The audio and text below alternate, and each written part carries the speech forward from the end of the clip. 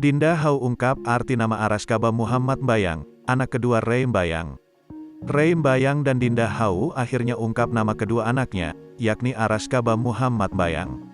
Hal tersebut disampaikan Rey Mbayang dan Dinda Hau lewat akun Instagram pribadinya.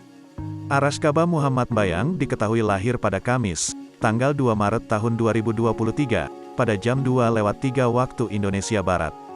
Kini Rey Mbayang dan Dinda Hau sepakat untuk memberi nama anak kedua mereka dengan nama Araskaba Muhammad Mbayang.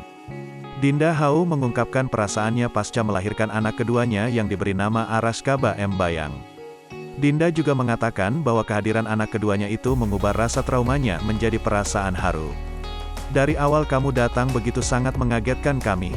Seketika trauma yang pernah Bunda rasakan berubah menjadi haru bahagia saat mengetahui kamu hadir di perutku, tulis Dinda.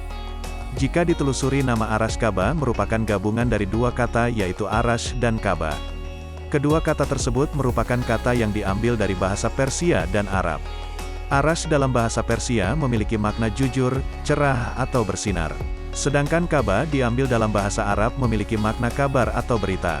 Sehingga jika digabungkan, maka Araskaba memiliki makna sebagai anak yang membawa kabar yang jujur atau anak yang membawa kabar yang cerah atau bersinar.